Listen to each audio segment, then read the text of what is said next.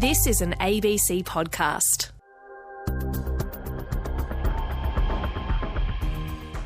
Not good. I could probably use some other words, but yep, it's real poor.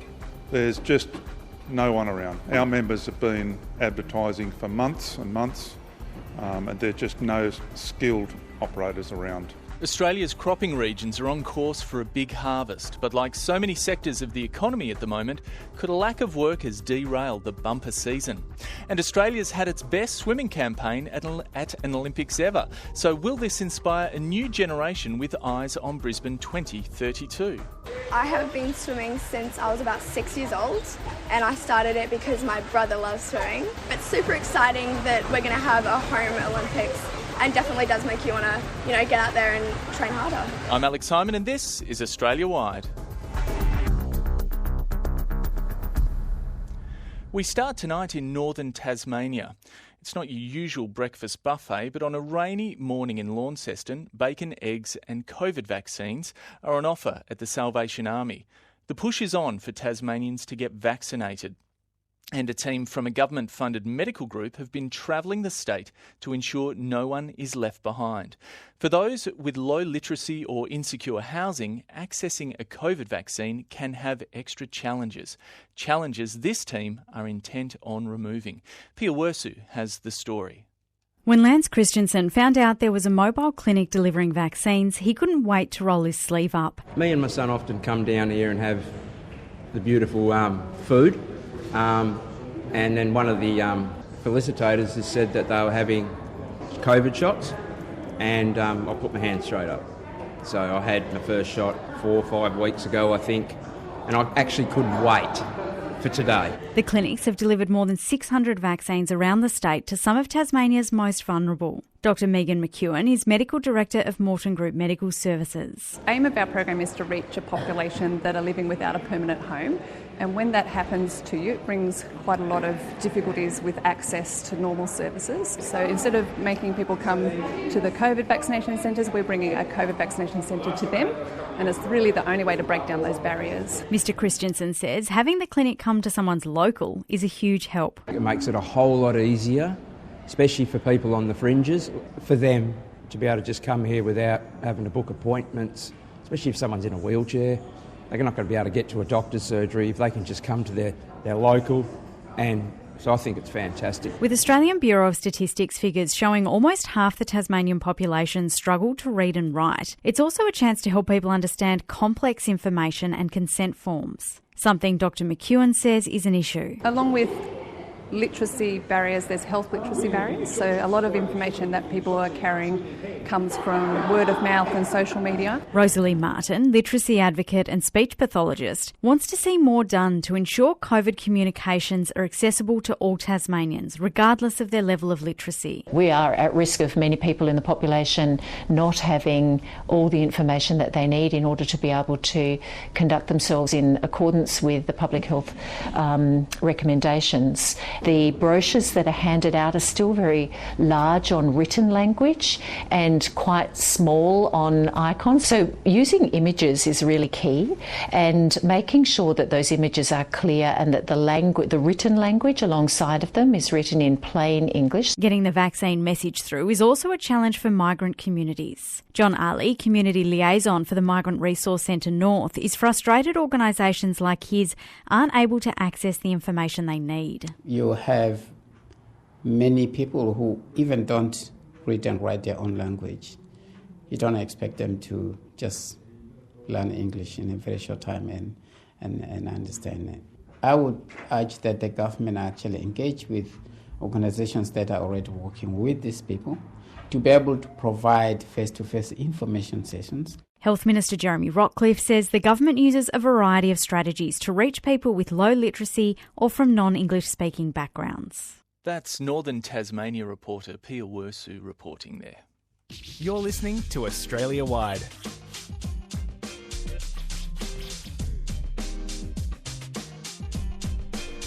On ABC Radio. And you're with me, Alex Hyman. Great to have your company. I'm in for Sinead Mangan. Many of Australia's cropping regions are gearing up for another big harvest. Rain and high commodity prices are expected to lead to a record area sown this winter. But with international borders still closed, there may not be enough workers to get the crop off the ground. Central West New South Wales reporter Hugh Hogan has this story. Sort of can't go wrong really anywhere north of Parkesville around there is really good. Sort of around the Forbes area where we do a lot of work, it's probably starting to get a little bit too wet, if anything. Pat Dwyer is a farmer and contractor from north of Parkes in the central west of New South Wales. His spray rig has been parked for weeks with paddocks too wet to get onto, and he's flat out trying to keep up with the workload. Yeah, we'd definitely look at expanding our business if the people were there. Like, there's more work than you can poke a stick at, really, for us. And, you know, we're busier and busier each year, but we've sort of pulled the reins back on everything we do just because, you know, the workers aren't there, really. Over the last 18 months, thousands of international workers have left Australia and very few have returned because of the ongoing COVID restrictions on international arrivals. Normally there would be a lot of backpackers come over, and I think it's a big issue. Like I say, it's not a massive issue for us, but some bigger operations, it's definitely a big issue.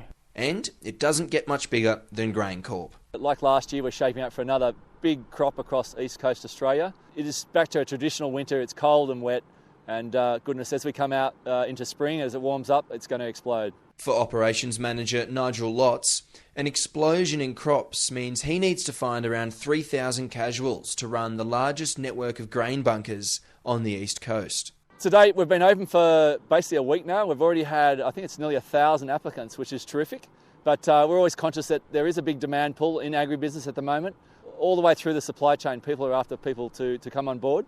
With the usual backpackers not available, GrainCorp's targeting people finishing Year 12 or university who are looking for a different experience. There's challenging on pay. There's a lot of people targeting people, and I think pay rates are going up. There's a lot of infrastructure projects across the country as well. You've got Inland Rail starting to kick up. So there's a lot of demand on these regional rural workforce. Look, one way or another, we will achieve a good harvest receival and a good customer service delivery for the growers, but it will be a challenge. Not good. I could probably use some other words, but yep, it's real poor. There's just no one around. Rod Gribble is the president of the Australian Custom Harvesters Association. Our members have been advertising for months and months, and there's just no skilled operators around. He's worried any delays from a lack of workers could spell disaster come harvest time. If those crops don't get harvested at the right time and they have a major weather event, that's mega millions of dollars lost. Mega millions. Now that runs all the way through from contractors to farmers to the community to the wider Australian economy. We're not talking a couple of million, we're talking multitudes of millions. He's calling for fully vaccinated skilled workers to be allowed into the country and to do their mandatory quarantine on farms. You know, we have people that have been here before, they want to come again. You know, we're talking maybe 2,000 or 3,000 or 4,000, that's all. We can't see why, if these people are fully vaccinated, have a negative COVID test and isolate out on farm, because quite frankly their greatest risk is isolating in a city hotel. And according to Mr Gribble, pay isn't an issue. If there's no skilled ones here, you can pay them $500 an hour. It's not going to make any bloody difference. You need skilled workers. You know, a lot of these people, they get paid more than $30 an hour. They're punching over $2,000 to $3,000 a week. You know, I wouldn't mind getting paid that much. And he says you can't just chuck anyone into a header and expect them to be able to do the job. A modern header is $800,000 plus. Okay, they've got a lot of technology on them.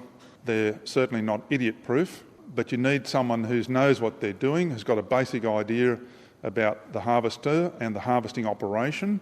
You know, it's fanciful to believe that you can train someone on some sort of 2-day-a-week tech course and be able to have a skilled operator out the other end. It's just not going to happen.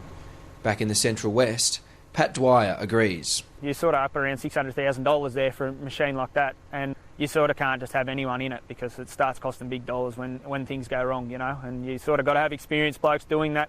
And not only that, with chemical and things like that with a boom spray, you know, you sort of just can't put in whatever and hope for the best. And he says a lot of people are starting to worry about the upcoming harvest.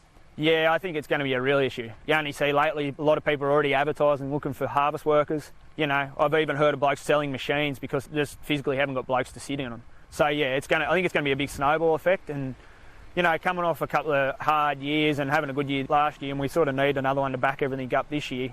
You know, everyone's going to be pretty well under the pump to get the harvest off to make the most of it.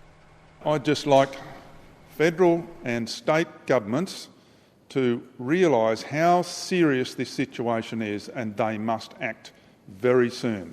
That's Rod Gribble from the Australian Custom Harvesters Association, ending that story by Hugh Hogan in Orange. You also heard from contractor Pat Dwyer and GrainCorp's Nigel Lotz.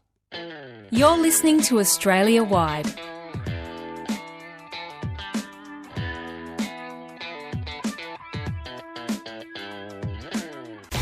On ABC Radio. To the WA goldfields now. Western Australia was behind other states on its container deposit scheme, designed to promote recycling through monetary incentives for collecting and returning your plastics in containers. Now the scheme is significantly affecting recycling behaviour, and many areas of regional Australia that have never had any recycling services are outperforming the Perth metro area. Kalgoorlie reporter Elsa Silberstein has the story.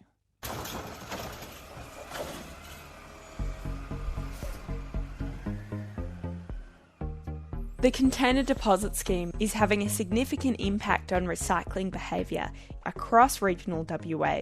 The amount of recycling waste being collected by the City of Kalgoorlie-Boulder has decreased remarkably in the last year. Here's Waste Management Team Leader from the City of Kalgoorlie-Boulder, Dylan Martini. So from our collections, we've seen a decrease in 23% of volume of recycling. The fall has been attributed to the introduction of WA's container deposit scheme in October last year. Recycling has instead gone directly through the container deposit scheme. It followed South Australia, which has had a container deposit scheme for more than 40 years, the Northern Territory, New South Wales and Queensland. WA's one is called Containers for Change, and it reimburses people with 10 cents for every container they collect. Containers for Change CEO Tim Cusack says the uptake in the goldfields has been immense. The goldfields community has so far, up till the end of June, returned 17 million containers to the scheme. Our numbers would suggest that is about 6 in 10 that is sold into the market. He says the goldfields are a part of a larger trend across regional WA, keenly participating in the scheme. Regional WA, generally, including the Goldfields Esperance, is outperforming metropolitan Perth. And that's partly because a lot of those communities have never had recycling bins, a household yellow lid bin. So recycling or household recycling really wasn't a thing in many communities in regional WA. But all that changed permanently on the 1st of October, where for the first time communities could recycle certainly all their drink containers. Mr. Cusack says a big contributor to plastic waste in the region are mining companies, with 4 in 10 containers of the total market still ending up in landfill. And we know a lot of that is really across the mining sector, and we're looking for mining companies in the mining sector to get involved with the scheme. There are many community groups already benefiting through partnerships with mining companies, and we're looking for that to happen right across the state, because if we can get those containers out of landfill and all of that wonderful resource that can be reused, if we can capture that and get it back to the scheme, that avoids it going into landfill and all the environmental issues attached with that. Recycling expert Darragh Mayer is a senior sustainability consultant at Right Solutions. He says he's noticed an increase in recycling behaviour over the years. Purely just based around the amount of awareness that's out there, around our impacts and the impact of wasteful behaviour. Mr. Mayer has collaborated with mining company Nova to change over to a completely compostable mine site in the goldfields. We've got a controlled camp, so a lot of the waste or the materials that come in and the materials that come out, it's a controlled space. So if we provide the education to the people that are on site, we can actually get some really, really good results. Mr. Mayer says the key to changing recycling behaviour is to educate people about the impacts of where your waste is going. I find a lot of people that maybe have visited parts of the world that have been impacted by plastic or pollution tend to be a lot more cautious or a lot more aware of what they do with their waste. a lot of times people just aren't exposed to the impacts. And I think especially being in Australia, we live in such a beautiful place, and obviously for such a long period of time, a lot of our waste has been dealt with elsewhere. So we didn't really actually see the real impact. And because of that, we haven't bared any of those scars necessarily. We've been quite a throwaway society, and it's one of those things where it's chuck away and forget. We don't actually think about, well, where does this end up? That report from WA Goldfields reporter Elsa Silberstein. ABC Australia-wide. Look, Australia has the worst mammal extinction rate in the world. Let's turn back that tide of extinctions. On ABC Radio. And it's Alex Hyman here with you. Great to have your company. A primary school in North Queensland has transformed its bus stop into a drive-through fruit and veggie stall in an effort to feed more locals. Students at Seaforth State School near Mackay have been selling daily produce out of 2 big eskies to ensure the wider community has access to affordable food. And it's been a massive hit. Teacher Mel Francis and Principal Troy Mutton explained to Mackay reporter Christy Lee McQueen how the project works. So the Esky project is called the Fresh Food Farmers. Sue Rogers, our amazing teacher aide, has developed our garden in the school with the assistance of the children. So when our produce is grown, Sue puts it into the Eskies at the front of the school for the community to come along and purchase products from the Eskies. And then also what happens is we kind of have a bit of a barter system too, where the community can bring in their own produce as well, and we can resell it, or they can kind of swap their veggies for veggies out of the Eskies. So yeah, it's a big thing for our community in that community engagement. So we're just out the front of Seaforth State School on the footpath, underneath one of the shelters here in front of the bus stop. There's 2 big Eskies on the bench here. You got a blackboard behind, $1 avos, tomatoes, oranges, eggs $3.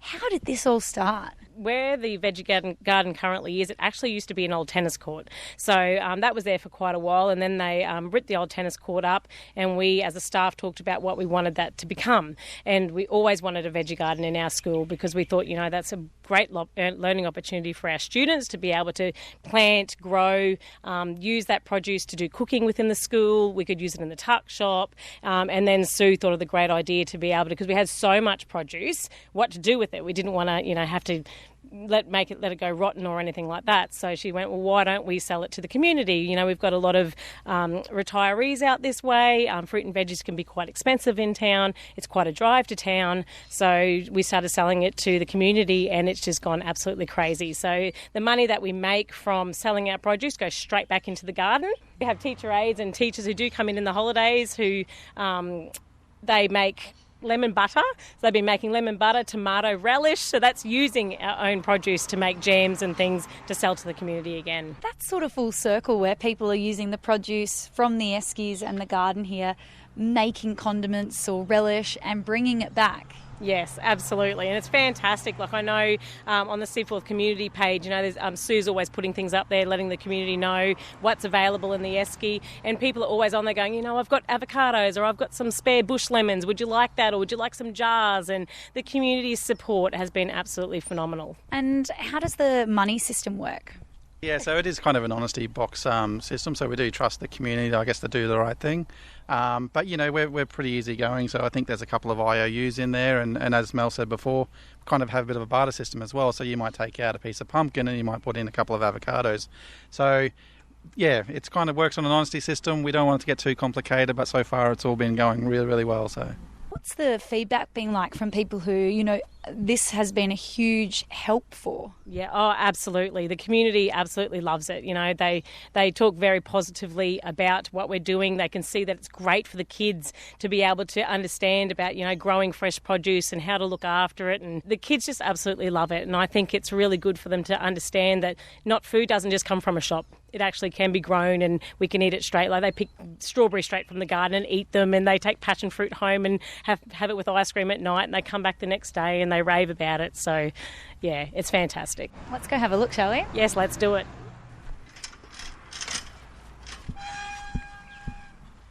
So we've walked into just behind the Eskies to this beautiful garden now. How quickly has this grown since the Esky project's taken off too, Troy? Well, pretty well everything you see in front of us here has probably come to fruition in the last 18 months. It started with kind of one garden bed, and we would get a little bit of extra money, so we'd buy a few extra slabs of timber, and as you can see here, I think we've got 1, 2, 3, 4, 5, 6, 7 pretty established garden plots, and we've got another 3 on the way by the look of it. There's some strawberries that the kids have planted earlier this term, tomatoes, there's heaps of passion fruit vines growing, chives, orange and lemon trees as you can see behind us. There's just so much in here, it's not funny.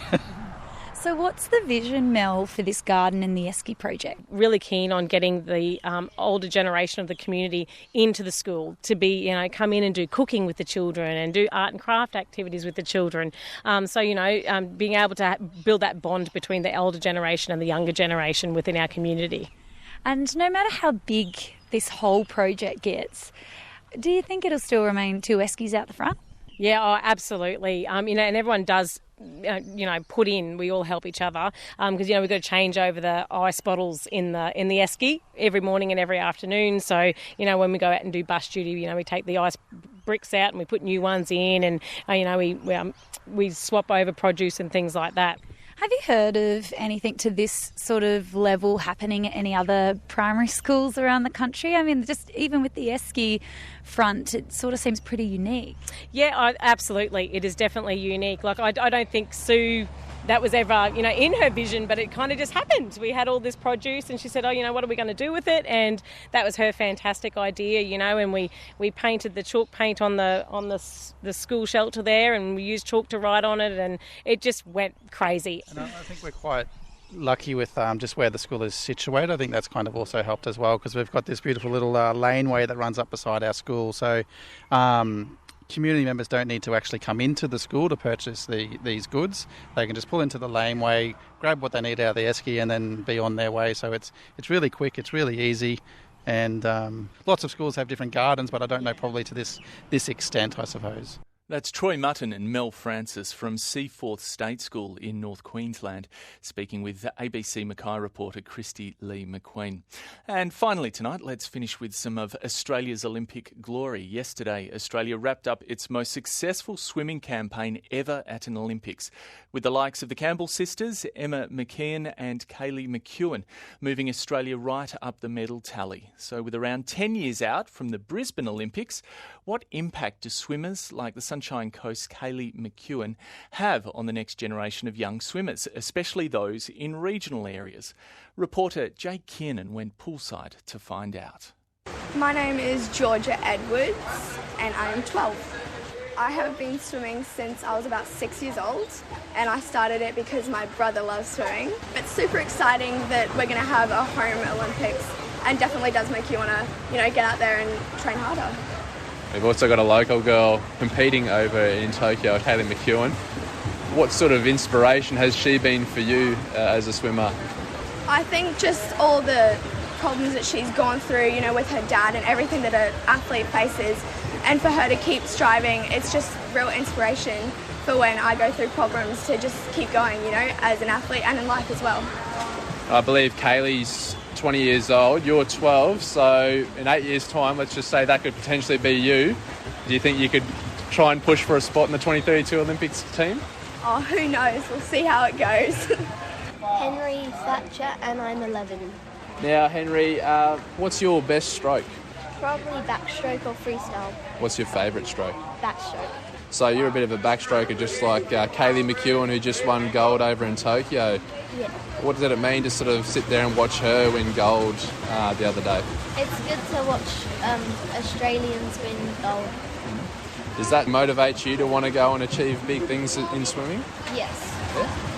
All right, I might have a quick chat to your mum, Mrs. Thatcher. Henry's here swimming. We've got the Olympics on at the moment. It's pretty exciting for these young fellas to see a local girl doing well over the Olympics.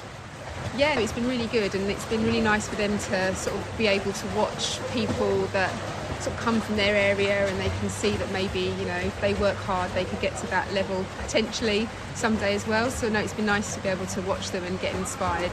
I guess for a lot of these young'uns, it's probably their first Olympics. Do you think anyone at this training here could potentially end up at 2032? I would have to say definitely my niece, Holly Page, who's swimming in the pool now. She is an absolutely excellent swimmer, and I reckon she'd be one potentially to look out for in 2032. Holly Page, a name to watch. That's Shona Thatcher speaking there with Sunshine Coast reporter Jake Kiernan. And that's Australia Wide for this Monday. I'm Alex Simon. I'll join you again tomorrow. Have a great evening.